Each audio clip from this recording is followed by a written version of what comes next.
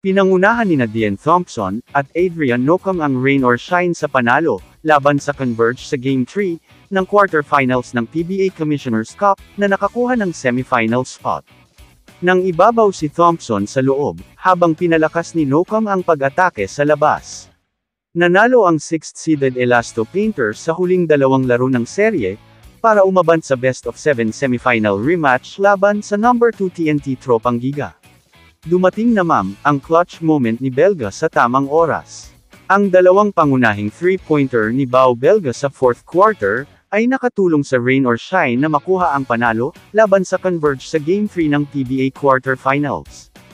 Pinangunahan nina Dean Thompson, na may 34 puntos, at Adrian Nocum na may 25 puntos, habang pinuri ni head coach Yang Giao ang mahalagang papel ni Belga.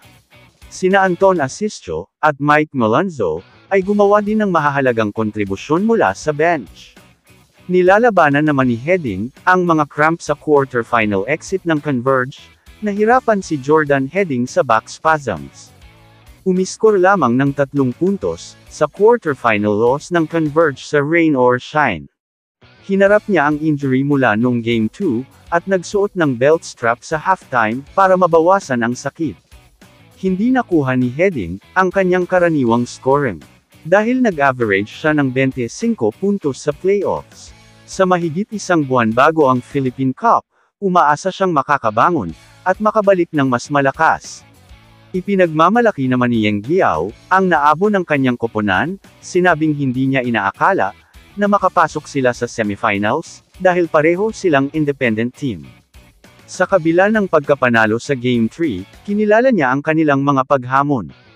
Kaharap ngayon ang TNT sa isang best-of-7 series.